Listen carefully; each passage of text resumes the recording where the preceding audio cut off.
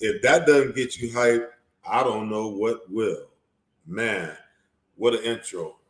Special thanks to my producer, Zach James, putting it together. Welcome to the Seth Joyner Show. And once you see what my guest is rocking tonight, y'all going to wish I would have put him in the intro as well. But before we get started, your Philadelphia Eagles, our Philadelphia Eagles, come out victorious, 21-18 last week. It did not look like that's what the outcome was going to be. Defense played lights out all game. Offense just looked lost for 3.5 quarters. I got some people on my social media that's a little upset with me at my post-game comments. But let me ask you this question. Do you believe that the Philadelphia Eagles can go into Thursday night game and play against the world champion Tampa Bay Buccaneers and Tom Brady and play the way they played last week? Now, trust me, I get it. It's hard winning football games in the NFL. Okay, and I'm happy that they came out with the W because 2 and 3 look so much better than 1 and 4. But the truth of the matter is, my job is to analyze, and I analyze the game the way that I see the game. And what I saw and what I see in this team is that the offense is playing good football one week, the defense is playing good ball the next week. So you got 2 weeks worth of good offense, 2 weeks worth of bad defense, 2 weeks worth of good defense, 2 weeks worth of awful offense. You know, they've got to find some consistency here. I'm never going to get down off of my pedestal, if you will, talking about the run game. Still lackluster as far as, what you see, out of the Philadelphia Eagles and Nick Sirianni's play calling. I guess Jonathan Gannon, got his butt chewed a little bit last week and got his guys motivated to come out and play. We had a Fletcher Cox sighting. We had two interceptions by Darius Slay, one by, Nelson. And that looked like a defense. They could take this team some places. But then again, at the other end of the spectrum, as an analyst, my job is to break down what I see and give it to you real. I still would love to see a little more production out of the defensive ends. I still want to see our defensive ends get upfield and maintain control and contain against quarterbacks who have the ability to get out of the pocket. Now, they don't have to worry about that against Tom Brady, but there aren't that many Tom Bradys left in the NFL anymore. Most quarterbacks today can get out of the pocket and make some things happen with their legs. And every time you let them out the pocket, you create opportunities for big plays. Now, linebackers, same situation. Teams are going to realize, and Carolina didn't run for a whole bunch of yards, but they got some yards running. Teams are going to realize that the way that you the way you defeat this defense, is by running the football. Because our linebackers are not going to come downhill, they're not going to take the double teams off. They're not sure where they fit. They don't play with their hands. They just get swallowed up, by these big offensive linemen. And yeah, they make tackles, but they make them 5, 6, 7 yards down the field. Penalties continue to plague this football team. You ask yourself week in and week out what could have been. How many more opportunities you're going to miss before you realize that you can't line up too close to the sideline when you're running a go route? How many times are you going to realize you got to stay on sides when you got the ball in the red zone? You can't take yards away and create a more difficult situation. There's just so much to break down, so much to get into. And I got into a little bit of a Twitter spat this week with Joe Banner. I got some numbers for you guys. I'm going to bring them your way a little later on. But you guys know my guest today. He played, for our beloved Eagles. In a great era of football, former defensive tackle. Listen, he is brash, he is opinionated, and that's why I like having him on my show. Welcome to the Seth Joyner Show. One Hollis, Tank, Thomas, my brother. Damn, Skippy, what's happening, man? What in the world? Talk to me about this get up, man. You got the disco going tonight or what? Well, in doing what we did, banging our heads so much. If I show you like my whole little get up in my apartment, it's a condo, whatever the hell they want to call it. I have license stuff because it soothes the savage beast. It keeps me from clicking, especially when watching our beloved birds screw the pooch like they've been doing these past few weeks, and the lackluster. You know what? And when I heard you talking and breaking down everything, it's not that we want them to run the ball. They think we're trying to force them to run the ball all the time. But when you become one dimensional, because I just want to jump right into it, because I was in North Carolina and I was pissed. I was watching the game and I was livid. It's like because we're doing the same things over and over again and expecting different results. You know what that is? That's the definition of insanity. We ran it. It's like, and then we were talking before we came on about the one play on fourth down. It's like, okay, if you're going to go for the fourth down play, go for it on the fourth down play that you guys have practiced and had tremendous success. Not something that you got two penalties last week on, that you got a third one for this week. Now, this, I know everybody's had the same frustration that I did. And I was like, this is one of those games where the fact that he came out and said what he said about the defense by itself, and he just came out and tell everybody else, we just heard about him chewing them out.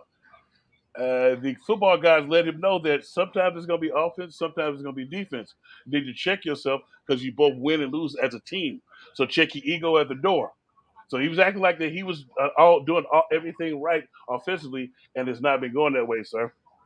So, well, listen, I could understand why. I can understand why Nick would be pissed off and why he would chew Nick Sirianni's ass. To be honest with you, yeah. And I tell you why. When you give up 42 and 41 in back-to-back weeks, Oh yeah, okay. Never chewing. When you're playing passive, and you sold not only your head coach but the entire coaching staff in the entire city of Philadelphia on the fact that you can be aggressive. Well, let me see some of that aggressiveness from a play calling standpoint. Okay, you can't listen. If you was the head coach and I was your defensive coordinator and I gave up 41, 42, ain't you gonna chew my ass? I'm bringing the office. I'm gonna have a personal conversation with you, but everybody's not gonna know about it because the thing was he's not deploying. He's not deploying what he has. You got an interior to kill. You got a couple of guys outside that they're gonna have to come up with the come on, but your linebacking core stinks to the high heaven. You got a bunch of rover linebackers. Well, you know what a rover is, don't you? A strong safety. Yes. It's a strong safety. You got a bunch of strong safeties back there that don't know what the hell to do. And you got some decent corners. Hey, I don't know why he wasn't doing what he was doing this game in the other two games we gave up 40. We're standing there and it was like we were standing there for a whooping. We standing there, I was like, okay, come on. I was like, dude. And then a lot of people were wondering why Fletcher Cox had to come on with the come on. He's seen this movie that we was watching for 8 years with what's his name? Juan Castillas was the defense coordinator. It sucked in. And then you put Billy Davis eyes. No imagination whatsoever. And then Jim Schwartz, while we did have some success offensively and stuff, and some defensive success, he wasn't really blitzing or nothing. Because as a defensive lineman, I get tired of headbanging boogie. I get tired of line up stripe to stripe, whooping the man. I want something else in my arsenal. I want some movement. I want some linebackers coming. I want to hold a guy up and let a linebacker run by and knock the crap out of somebody. Do something. Do something to make me interested. But if I got to line up stripe for stripe and get my head busted, it's 4 against 6 or 5 every time. Most of those battles you're gonna lose, and that's all I see. And it's like that. We were talking about the Dallas game, dude. And we were down. I was down there in Dallas, and that was a total embarrassment because we threw 11 straight passes, and I'm sitting there. I was like, this son of an onion. I was like, and then the first run we do, what we get, 20 something yards. I'm like, oh, there you go. It's like, but then he doesn't go back to it again. It's like I don't know, man. Well. Listen, it's your excitement is palpable, and I'm trying to figure out which way to go first. So since we both played on the defensive side of the ball, let's go there first. I want you to go to linebackers because I loved what you said after the game on after the Cowboys game because I got somebody sent it to me. I was like, damn right. But go ahead, talk about the Well, linebackers. I knew you would agree with me because you the 300 pounder that's got 600 pounds laying on you all game long, and I'm the linebacker standing back there that's not coming downhill taking one of them guys off you. Yep. So listen, it's got to be a coaching issue with these linebackers that they don't know what they're doing. When I watch them play, I like to look at players' eyes because your eyes tell you, the eyes tell you where they're looking. And where you're looking, oftentimes, is where you attack. Mm-hmm. So when I'm looking at these linebackers, they're looking in the backfield. Mm-hmm. It's not just the Philadelphia Eagles linebackers. Right. It's almost every linebacker in the league. They are reading the quarterback and the running back. Okay, while life is happening in front of them. Okay? Everywhere else, the tackles are getting beat up, pulling, blocking down, blocking back. They're doing all this stuff without any realization of what's really going on. Because you know what? Those offensive linemen are going to tell you what the play is by blocking scheme if you coach your players. Now, I get it. Offenses have become so complex. I seen the offense this past weekend. They pull the guard and the tackle one way and then ran the ball back where the pull is left from. Okay. Now, back in my day, that was the way that you tricked the linebackers because we were taught to follow the guard. If those two linemen pull, guess what? I'm trying to beat them to the punch. Right. If you turn around and you run it the other way, that's the key breaker. Okay. But how many teams have that kind of stuff in their arsenal? And how many teams going to leave that running back naked like that, running back to the other side with no blockers? Okay, it's just a key breaker to mess with your eyes, But coordinators have gotten to the place now where they're like, okay, we can't read the blocking scheme anymore because they're doing all these things to break keys. We want to look in the backfield and see what's going on. Well, guess what? While you looking in the backfield, your defensive tackle is getting pushed back in your lap, in your chest, and they running for 5-6 yards every single time that they want to run the football. Now, when you was talking about the they was looking at the backfield, all I can remember was if you ever get a chance to watch the TV view, well, you got a good view. But you watch the TV view and they showing the replay, I'm looking at their eyes and they're like stumbling towards just looking in the backfield. I'm like, dude, come downhill. Everybody in the bar is like, come downhill, It's like and to the point where you was talking about, and everybody does all their window dressing and stuff. But you know what? If you got a good defensive line and they get upfield and they read their keys, the defensive line, if we read our keys and stuff, that crappy we call it elephants on parade and window dressing. And normally we go right and knock the crap out of the back so they can excuse me, I was getting ready so I can get that. Hey, listen, we ain't on network TV. Say what you want to say, bro. Okay, so they can shit can that play and not try to run it again because it's like once you get rid of it, then because everybody scripts their first 15 and all the plays you're talking about are going to be in those first 15 so they can see how dumb your defense is. If you that dumb, they got some other ones in the arsenal that they're gonna use later on once they get you tired of looking at all different directions. But the thing is too, when you start playing against these really, really good offensive coordinators like Sean McVay, Kyle Shanahan, if they have success running something against you, man, they'll flip it over and run it on the other side. They'll keep running it. They'll keep running it until you prove that you can stop it. Well, we have success with something, and we don't ever run it again. Kellen Moore ran the same run play almost the entire second half. They was eating us alive. And then our DBs got so scared that they was going to hit their head on the goalpost, the running back, I don't know if you saw the one play when they threw the touchdown pass and nobody was by him. That's because he was coming towards the line of scrimmage because it was like once you do that and you get the defensive secondary worried about the run, the front seven is supposed to take care of the run. Because I don't know about y'all, but when we was in the huddle, BT or Troy would say, "Can we get some heat up front?" And we say, "Can we get some coverage?" Because the heat up front meant we stopping the run and the coverage meant that we put the Heat was putting pressure on the passer, so they get the ball out, so they didn't have to be running around field all the time. So I don't see that. This you have to go hand in hand, man. It's like it seems like it's a bad Pop Warner movie. I'm sorry. It's like the plays are so elementary. We have the same penalties over and over again. Somebody's lined up wrong. Somebody's run downfield. And if you throw another bogus ass screen to say you, come on, man, it'll just be pissing me off, man. And then it's you try to look at the defense. And you swear that we have some good players on defense that you could take advantage of having. It's like, but you continue to use them in a block eating mode. The guys up front, you use them in a block eating mode. You need to get them on the edge and get them in some one-on-one situations. You really don't have linebackers, so you need to get you some run blitzes because they don't know what the hell to do otherwise. Until you have to give them some assignments that they know straight what to do until they become actually football savvy. Well, listen, if you're trying to, as a coordinator, you should have a feel for what teams are trying to do on first and second down, and by formations, by personnel groupings, what teams want to do. If you get a steady diet of run on first down, absolutely, you're right. You got to run some run blitzes. I don't think we have any run blitzes. Everything we do is from a static position. Even the defensive lineman.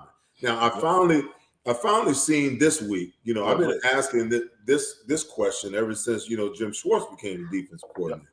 Okay, if your intent is to get your best player free, that being one Fletcher Cox, okay, then you have to have another defensive tackle on the other side that can pull that double team away. So I said, I've been saying forever, just take Javon Hargrave and put him in a 2-eye.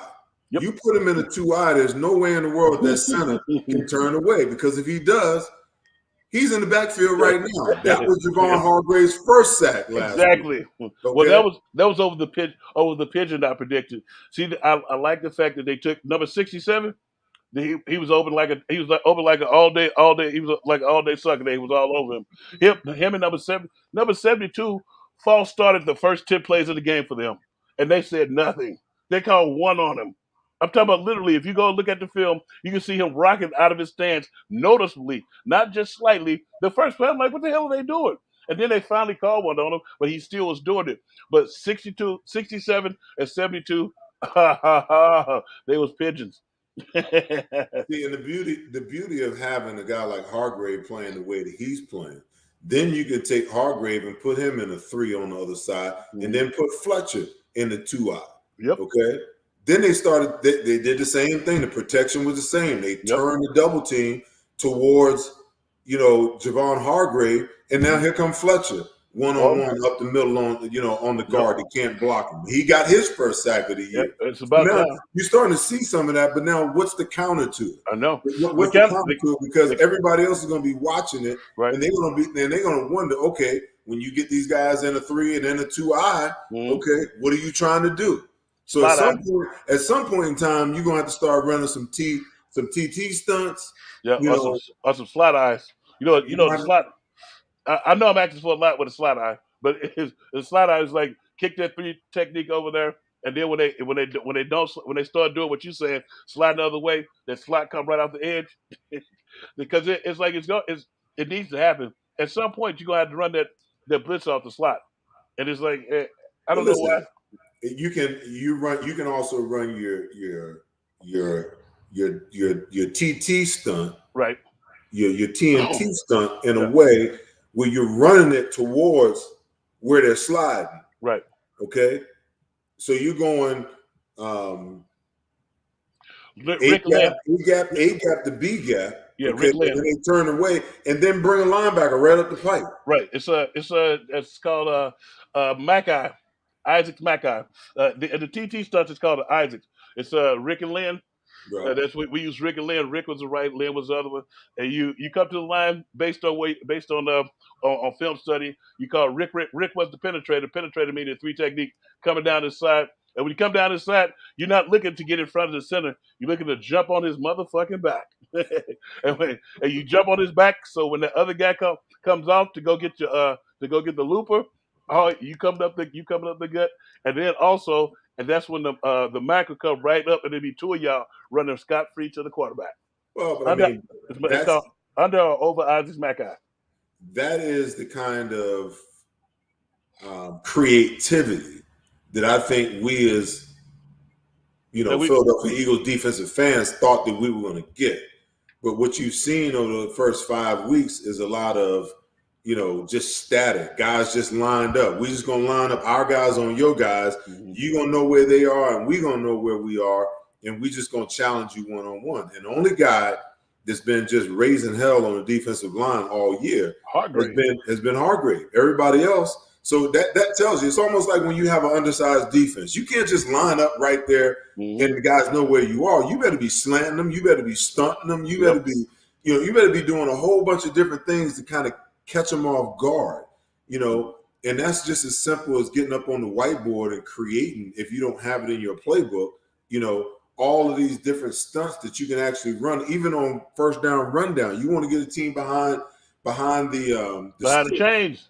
you got to do something different. You got to make them. You got to be able to put them in second and long situations instead of always allowing them to be in second and 3, second and 4, second and 5. Yeah, I hate that. In all the defenses I've ever been in, is you don't win first down unless it's second and 7 plus.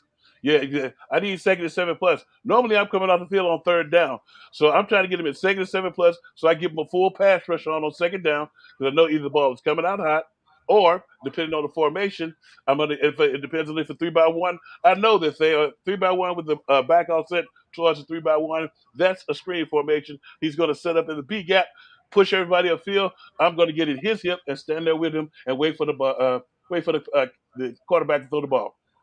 And I'm on the field. So let me ask you, Hollis, about defensive end play and the conversation as a former defensive tackle, the conversation you had with your guys on the end. Okay. Because I was raised up in the game that, if you were defensive end or you was an edge rusher, like if I was playing outside backer and I'm on the ball and I'm coming, okay, I'm the contained guy. Right. If that quarterback gets out of the pocket outside of me, there's hell to pay the next day in film study. Okay. Right. Now, you in the middle, taking on double teams and beating double teams, splitting double teams, splitting creases, and you right there about to get a sack, and all of a sudden you see the damn quarterback get outside. What's the conversation you having with your defensive end? And hold on, I'm gonna give you an opportunity to answer it, but I'm posing this because I'm watching these Philadelphia ends, right? And I get frustrated, okay, because they play the game like the only important thing is for them to get sacks. Exactly. Okay? I want Josh Sweat got to understand you already got paid, man. Right. Just go play football. You ain't got to make a ton of sacks. You already got paid. Just go play football the right way. Exactly. Derek Barnett, you're stressing now. Okay, you're pressing now. Why?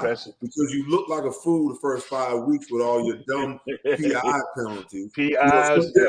So there's no discipline. I'm tired of seeing these guys rush above the quarterback and then allowing the quarterback to step through the gap between the tackles. Even if one of those guys are going to do that, one guy has to be the guy to get high. Right. The other guy's got to stop at the same level as the quarterback and be able to come underneath. But when you get both defensive ends consistently running into each other behind the damn quarterback, that's like playing with 9 guys. It just doesn't make any sense to me.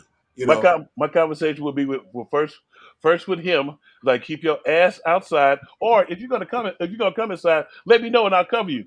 Because sometimes I don't want to be all in there with that headbanging boogie fucking with 3 dudes. It's like he pushing, and then all of a sudden and then he outside. So I kind of like, hey man, what are you doing? Well, first thing is to pull him to the side and say, don't do that no more. The second thing is to go to the coach and tell him we need to run some ET stunts. You know what ET stunts are, don't you? Mm-hmm. Yeah. So he could take them up and then under, and I'll cover him, and that would alleviate a lot of the pain that they're going through. Because I'd rather cover you, and I rather mash the pocket and keep them in front of me, because their space and the way they doing it, they getting up real high and they holding up the line, but you still got to mash the guys back in front of them. And as you match the guys back in front of him, once you create that little space, I see him out the corner of my eyes go through. I come up right now and cover him because he's already covered me because he's in front of me. Right. So you do that. If they do that, they'll be gravy. But continue to go in the way they're going. No, I'd be like, dude, you better stay your ass outside. If you come here again, I'm gonna kick you in your ass. That's the only way I can. Because I'm not gonna be running all day chasing the quarterback, especially if we got a runner. Well, I mean, listen, that's what you're gonna get, and that's the thing that frustrates me. Watching these guys line up with the wrong foot Losing up, contain. Yep. watching them line up, and lose contain, and just rushing like their hair is on fire. It's like, dude, do you realize this first down? They just ran a delayed draw. I And know. you Oh man. 10 yards up the field. Come on, man. And then if I'm playing, I know this is a draw because I know this is a draw just by the way they set. I was like, because if the offensive line stand up and give me the outside, really, really, you think I'm gonna run upfield? I'm finna drill you into the backfield, and then I'm finna put you in front of the running back so I can get him in my gap. And then the other part that I don't see anybody just like chasing the rock like we used. If you got busted on film walking or being a spectator, that was a low. That's the worst thing in the world. It's like we get to the ball, but it's like seems like I don't know, man. It doesn't look like Eagle defensive football though. It's different. Yeah. It definitely is different. I mean, the one bright spot is the secondary had a hell of a day. I Oh mean, yeah. the D line didn't do bad. I mean, you had Nice. three Nice. sacks. You had 3 sacks, but you had 3 turnovers Yeah. last week for the first time. I mean, we had three interceptions. I But should say. do you know that until last week, the only person on the team with the interception was a middle linebacker who Yeah. caught it on. He looked like a Pop Warner kid catching it because we hit old boy Patrick Mahomes last week, and I was like, you got to be kidding me! It's the Well, only pick.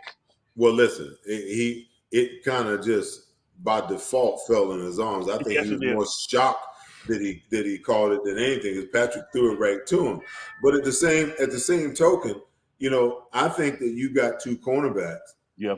and Roddy McLeod was flying around bringing a little Oh, lumber you look last fine. week. Yes, I yes, you like were. that. I like that. I like that too. Maybe that inspires some of these other safeties to step up. But you got 2 cornerbacks that you don't have to really play all that passively with. And we Exactly. saw Exactly. them be extremely aggressive last week, and I think that's the reason why Mhm. you had 3 interceptions. Yeah. Is because they played more aggressively. Now there's a fine line between guys playing, aggressive outside when you playing against less than talent. Let's Right. be honest. What wide receiver on the Carolina Panthers are you really afraid of? You scared Only of Robbie Anderson? No, I'm not Anybody? scared. It was only Oh, number okay. only number 11. Only number 11 because he's got those afterburners. But other than that, I feel like I could jam him, and I feel like I can heat them up. And if you make him make a quick decision, you remember it takes a minute to run a route. So if we heat them up, like you're saying, it's like because pressure bust pipes. It's like, and I keep telling you, we don't wait, we dictate. we I'm not going to let no quarterback stand back there and play 7-on-7 with my secondary.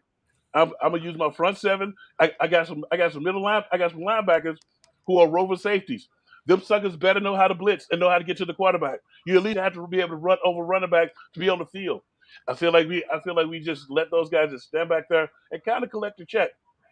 As Alex Singleton he's got tenacity and stuff, but he's a glorified special teams player. That's my boy. But I was like, I got to call it like I see it. It's like him leading the team in tackles, 7 or 8 yards downfield is not winning no game. It's like 7 or 8 yards. That's 2 plays and they got a first down, and that's why we keep on giving up 10, 12, and 13 play drives that are time consuming, defensive line killing, and also offensive rhythm killing. So it's like you got to give the offense the ball to give them an opportunity to gain some rhythm, because as a defense you should run the team, especially as a defensive line. That's how when I think of defensive line play, the way that they played this week, that's what that defensive lines run the team. If your defensive line is playing well, the linebackers play well, and the secondary plays well, and everybody eats. And then the offense continues to get the ball, and they can get something rolling, or we can hold it in the game until the end, and we score. I know you was on a team where you had to score, so it's one of those things. It's one of those things where I don't feel like that they're getting it as far as like being head coaches in the NFL, that everybody you're not the tallest midgets in the room. You probably can reach the rice checks, but everybody does the same crap that you're doing, thinking that they're smart. Football is never going to change. We said this, and I forgot to tell you. I was talking to Ray Diddy. Oh, you talk to Ray Diddy all the time. Ray Diddy told me the same thing I've been thinking. You cannot continue to overlook the linebacker position and think that shit is going to be different. You cannot do that. The middle of our defense sucks ass. We don't have a safety and we don't have a middle linebacker. Well, Until you rectify that and get a stud in each one of those positions, we're gonna keep on talking about a defense the way we're talking about it. And I'm telling you this on this forum because this is the only forum that I can say it this way on, sir. hey, I got you on here to turn you loose, brother. That's Thanks, that's man. that's that's that's why I want to have you on here. And listen, I'll say that the coaches can help these guys on the defensive side of the ball. The coaches can help. As bad as these linebackers are, they can help them if they teach them the right things to look for, good eye discipline. If they're feeding them the right information, during preparation of game week. Sometimes when I look at our defense, I wonder, do these guys even watch film? Do they even Exactly. study their game plan? Because there's no anticipation to anything that's going on. You look at them play, and it just basically looks like to me, that the quarterback snaps the ball, and they're trying to figure out what's going on. You Let's can't play defensive football that way. They know tell me. where it's going. They know what the snap count is, and they know everything. So if you don't have the ability during the week, to prepare in a way where when you see a formation, you see where they are on the field, and you understand the situation that you're trying to anticipate what's going on. Our guys don't anticipate. They're trying to decipher while the game is going on, and the game is too fast to be played that way. It's Exactly. almost impossible to play the game. Is it possible to play? It's study long, study wrong. It's the one thing I did. What I was going to ask you, I watch a lot of football, and I watch a lot of teams that we're going to play, and that's how I get a lot of the assessments that I get as far as like when I say I see a pigeon, it's because I see a pigeon. Like we play Tampa Bay next. I know Tampa Bay has a one-day guards. He's a turnstile. Uh, he's it's a one-day guard, and they center. Excuse the language. Center's an asshole. So he's going to get a 15-yard penalty. So what I was asking you was I try to look at I don't think they look at more film to me. I watch the other teams that I know we're going to play, and I specifically watch them. So that when we come up, I'm like, okay, this guy does this guy does that, this guy does this, and this guy's this good. Because I don't like taking the assessment of the people who don't watch film. I don't like taking the assessment because a lot of times they're wrong. Do you find yourself doing that?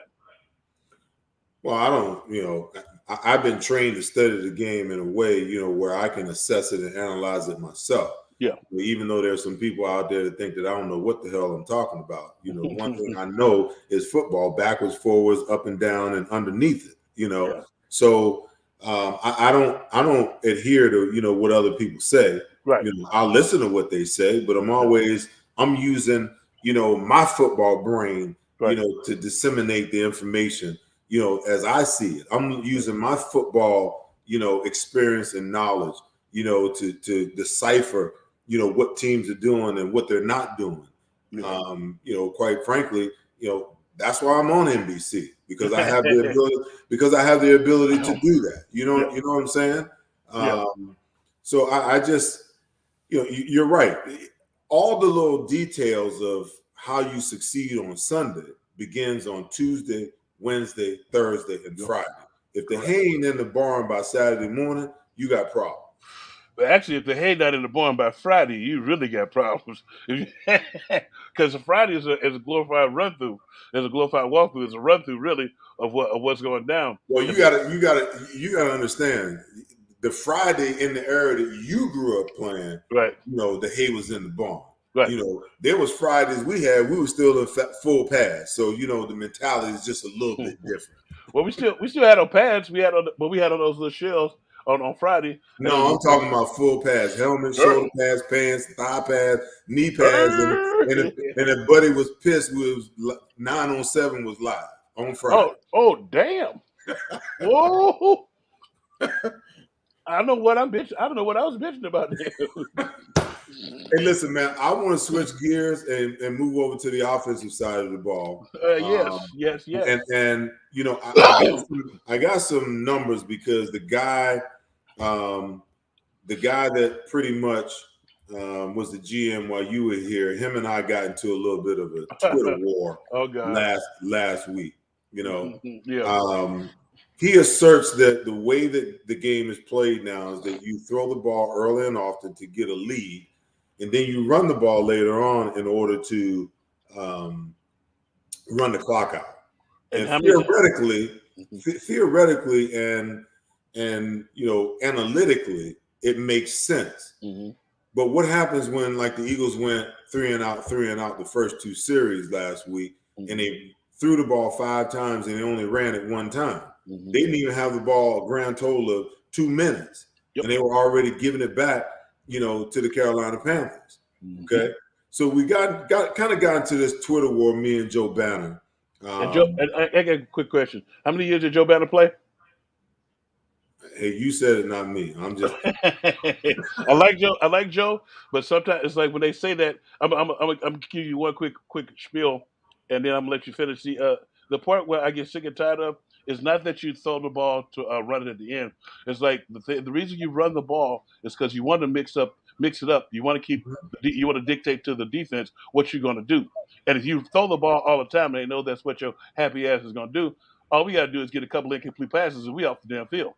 And then if our offense comes out and the opposing teams know run the ball a little bit and tire this defense out, and you keep giving them the ball back, the score is going to be 21-0 before you know it. But continue. Hey, listen, common sense Mm-hmm. to us who play defense and understand how it works. But he approaches it like, you know, we're from the Stone Age, you know.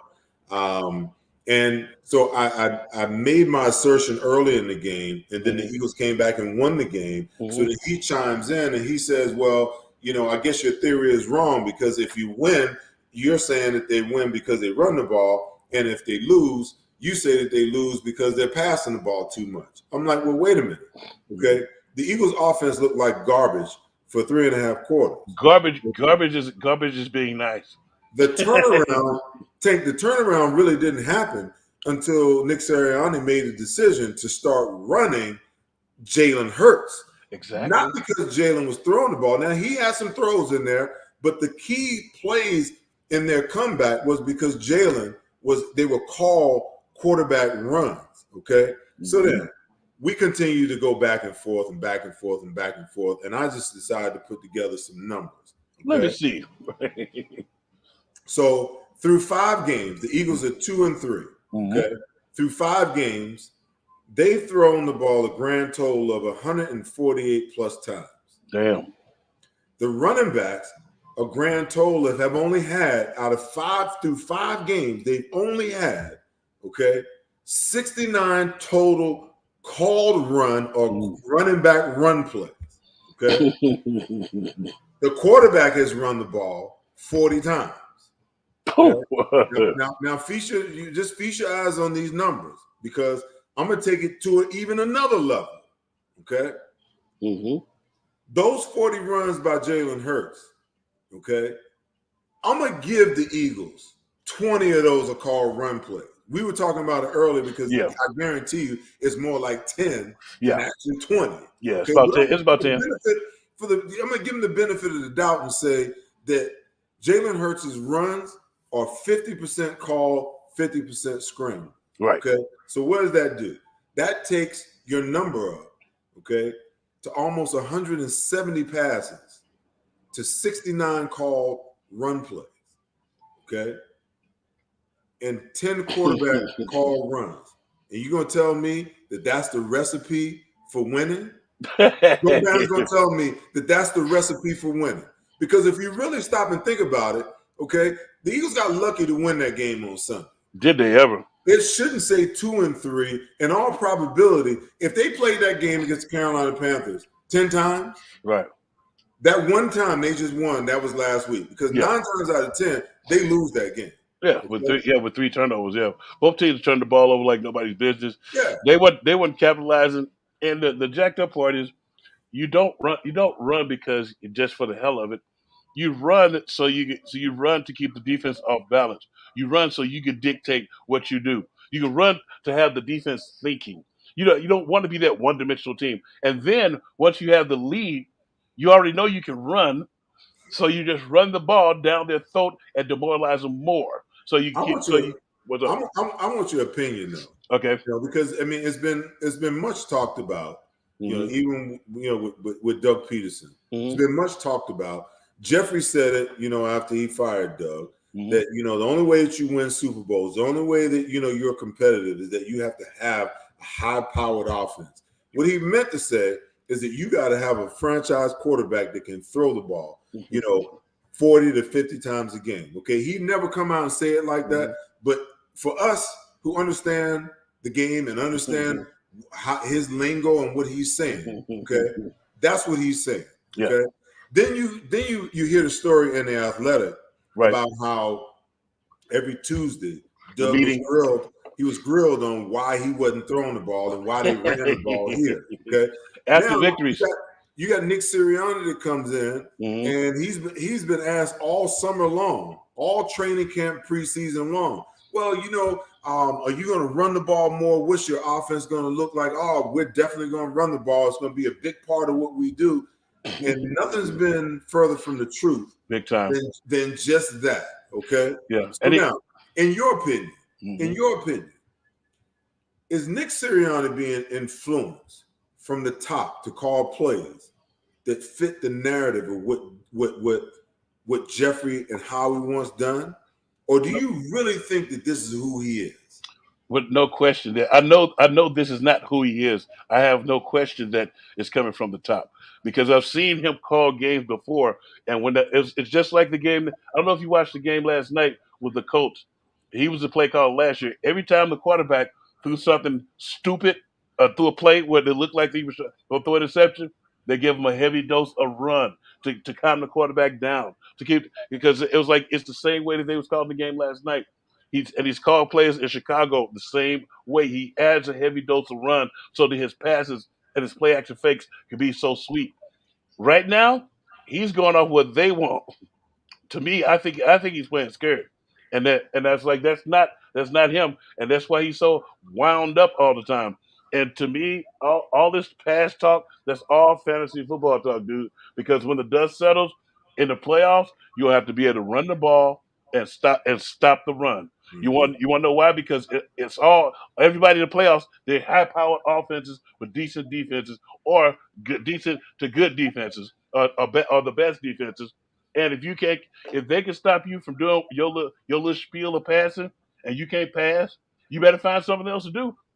And then if you get say you get ahead, say you get ahead, you'll keep giving the ball back so they can catch up.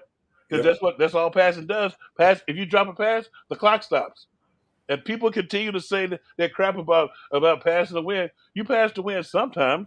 I was like, but if the game ain't gonna change that much. You have to run the ball and stop the run. Mainly because when you run the ball down somebody's throat and you don't run out of bounds, the clock keeps going.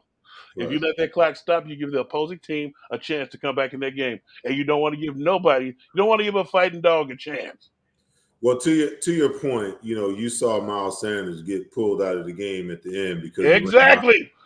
and stopped the clock. I got questions about Miles Sanders because listen, they drafted this kid in the second round. you want to 2, 3 years ago? you want to hear You about know, spiel? You want to hear about spiel real quick? What do go you, ahead.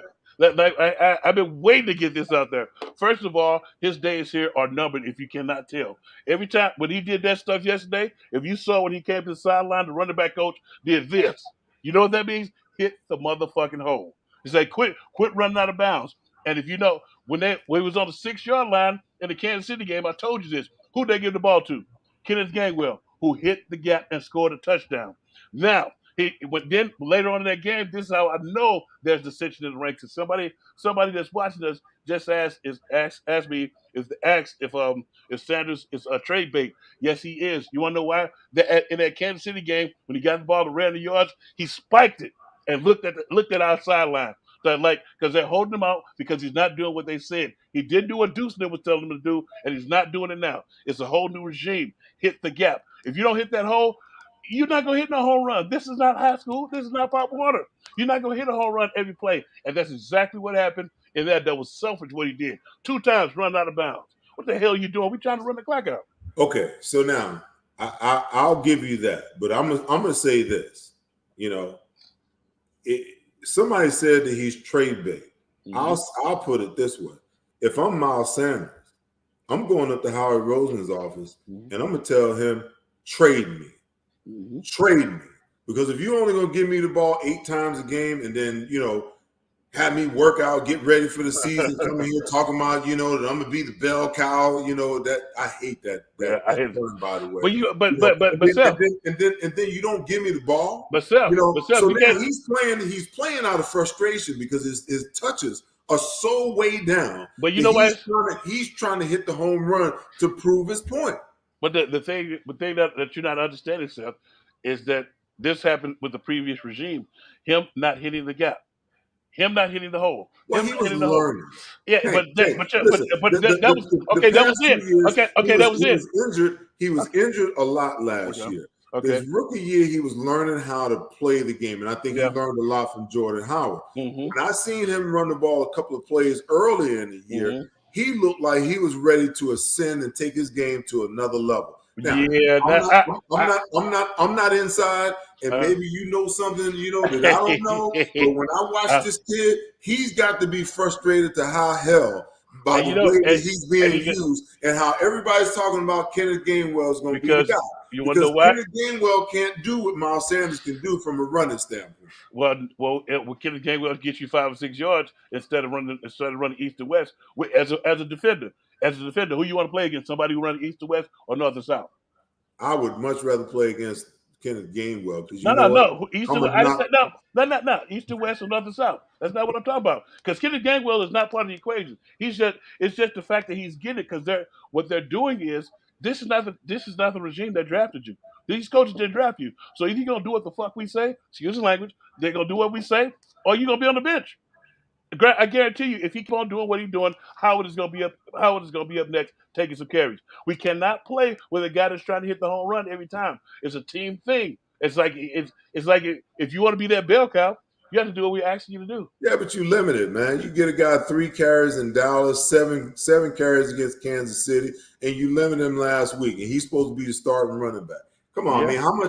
He's got to be frustrated, okay? And most of his runs is off the read option. That's the other thing I want to get back to because I said it last week that the RPO is their excuse for not running the ball. Because Sirianni said, it was a call, RPO, but Jalen pulled the ball and then he threw the ball. Yep. Well, don't give him a damn option. Exactly.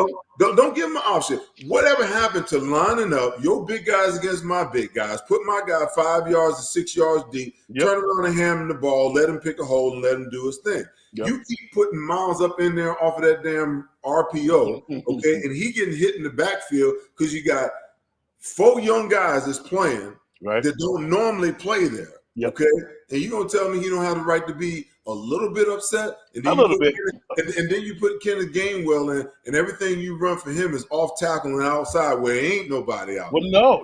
It was the call for Sanders. See, the call for Sanders was off tackle, but that stupid idiot ran out of bounds. Get off tackle and make it cut up field. I'm not gonna debate the fact that the 2 times that he ran out of bounds. Was boneheaded plays, for a guy that's been in the league that long. But I'm telling you right now, the kid is playing from a position of frustration, okay? And the way that they've been using him, if I was in his shoes, listen, I want to know, is this how it's going to be? Because if this is how it's going to be, the trade deadline is coming up. Right. Get me up out of here. And they probably will get him up out of here because I don't think he fits what they do. Who else they got?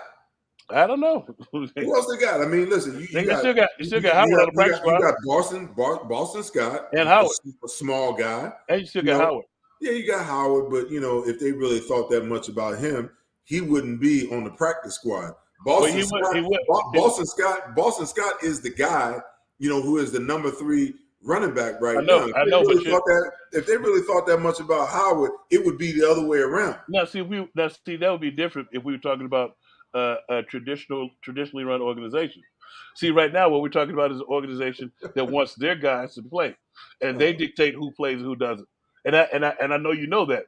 Now, see, if this was traditional, Sanders would have been traded. He would have been Listen, traded. they got more draft capital invested in Miles Sanders than they do in Kenneth Gainwell. I Much, know, much more. And I and know listen, they do. Doug But see, Peterson, the same way that Nick Sirianni wasn't making any of them damn draft picks in the mm, offseason, right? Doug Peterson wasn't making any of them Oh picks yeah, in I the know that. offseason. I know that. Okay? But the So part, so so so both of these guys belong to Howie Roseman at the end yeah. of the day. Both of them do belong to Howie Roseman, but they kind of wanted the Kenneth Gainwell is kind of the guy that they liked, and they just inherited Sanders, and he's doing the same thing he was doing when Deuce was there, and it's like, and I know that it's a bit of arrogance, and because the one time that I did speak with him, he was talking about he could get 2,000 yards in a season. I was like, you just got it, dude. You have one good season. What the hell are you talking about? I was like, but I'm just basing it off what I see, and I see the coach's frustration with him not hitting it up in there, and I see Uh, my frustration hold on, I see even when they was feeding it to him, I see my frustration when instead of getting that first down on second or third down, you gonna break it to the outside instead of just going to get that down and living to fight another down. It's like if you continue to do that, my confidence level in calling the run for you it goes down, and I know what you're saying. I was like, but you can't. It's a team sport, dude. You can't. And I no, listen, and I understand 100%, but I will say this: they ain't fed him. They ain't never fed him. He oh got yeah, fed. He got fed one time. That was last year. He had like 25 carries. Other than that, the yeah. Philadelphia Eagles have never fed this kid. No, they haven't. I want to jump over to the tight ends right now because Okay, I tweeted a little something in game. I said, I'm not understanding what I'm seeing. right, It is clear to me that Dallas Goedert is tight end number one. right, Why? And I love Zach Ertz, but yeah. why in the world do we keep rolling him out there, I don't know. in 11 personnel to be the guy to run those routes, and he's dropping balls and not getting Dropping them like separation, nobody's business. cutting off routes. I was like, dude, what are you doing? That one play, he just like, I was like, seriously, dude. And it wasn't a bad pass either. And he got it. He got his hands on it. I Yeah, don't know. it's just it's weird to me. I mean, is it one of those situations because everybody can see it? The Right. minute that Dallas get his hands on the ball, Hmm. he's faster, he's quicker, he's much more physical. Now he's in the protocol, the COVID protocol this week, so it's highly likely that he probably won't even play. That's going to be a major loss for them, A big time loss. Yeah. in this game. But I love Zach Ertz, man, but Zach doesn't look like he got much of anything left, and he's never been a great blocker, and you just Never. don't see Yeah. the aggressiveness. Yeah. Even he's not going to get you in the yak yards. No. And he'll get the yak yards, and when you see the tight end running, and you see the eight, you're like, oh, so Zach is, that's Dallas. You never noticed that? You think so? You think it's Zach Ertz getting some yak, and then it's actually Dallas got it. But Um, as far as and I know we just been going through position by position, but yeah, you get to the wide receivers. Let me ask you a question. When you hmm see a guy like Quez Watkins is leading the NFL in yards per catch. right. Okay? Can you come up with any explanation, any logical reason why Jalen Rager is getting as many snaps as he's getting, and Quez is just flashing once First every 2 weeks? first round pick. Told you. They are dictating who comes in and who gets out. And I think the coaches are countering a little bit. It's kind of probably a little bit of tussle of who plays and who doesn't, and they'll never tell us. But to me, it looks like that. That's what it looks like to me. It's like, but just like the thing with the I just saw what I was looking at your the little comments. One dude was like, you was right about the Sanders situation. I was like, but I still think that he's rubbed the coaches the wrong way, and he hits the gap more. It's like it's more times than not that I feel like some of the situations that are brewing, it's not just the coaches and the players. You got other people who are not football people who are trying to insert their opinion, and it's kind of messing up the team. I talked to Doug. I talked to Doug like after the firing and stuff. And one of the things I was told was which football people was making all the football decisions. Mm. Well, So it's like when I hear that, and I look at the way things are ran, and then I see the thing that happened on draft day with Donahue after they drafted, and he's disappeared. Milton has disappeared too.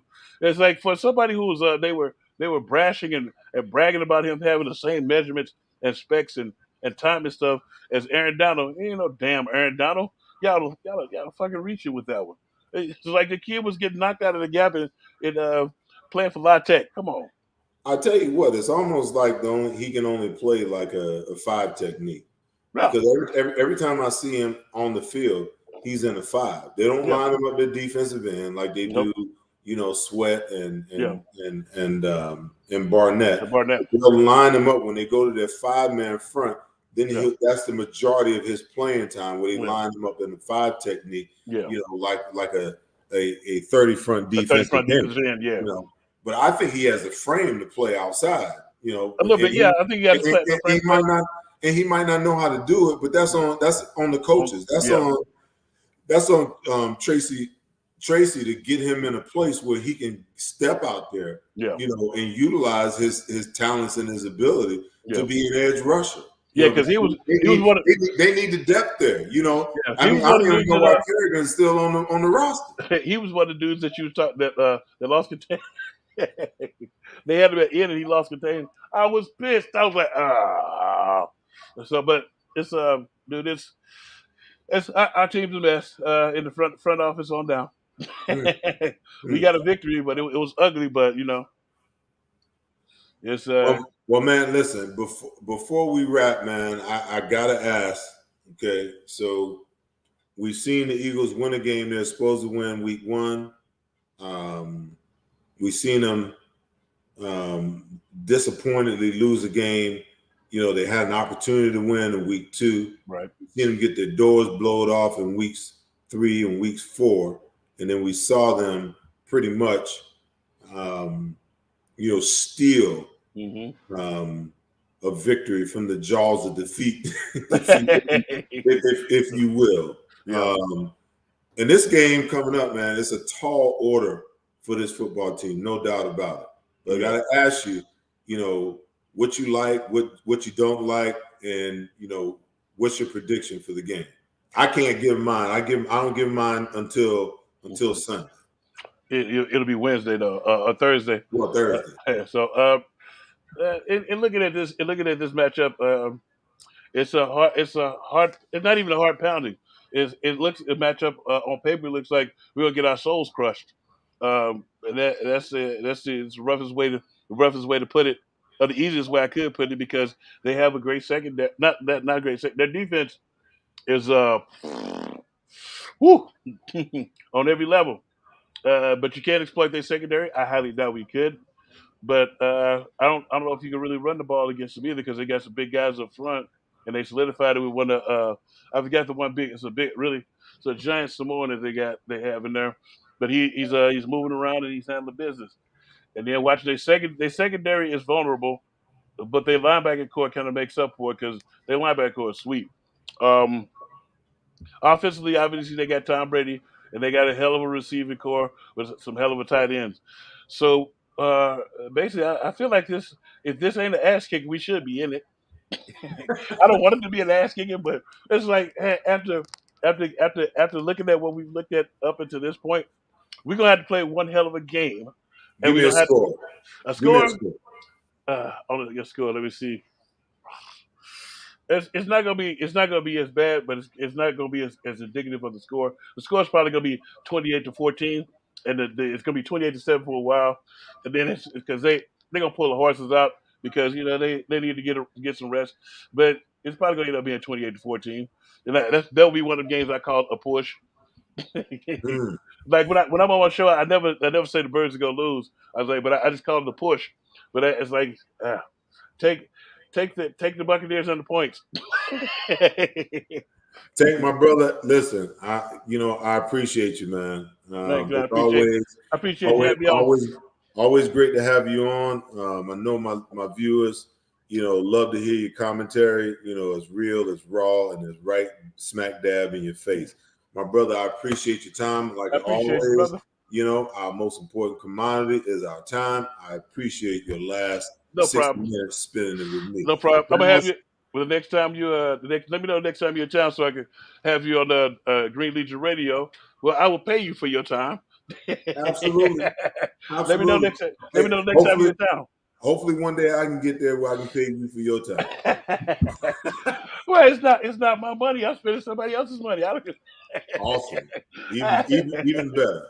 So, Well, yeah. guys, that's the show for today. As always, be good to each other and take care of each other, but most importantly, make sure that you love each other. Peace. I'll see you guys right back here again on the Seth Joyner Show. Peace.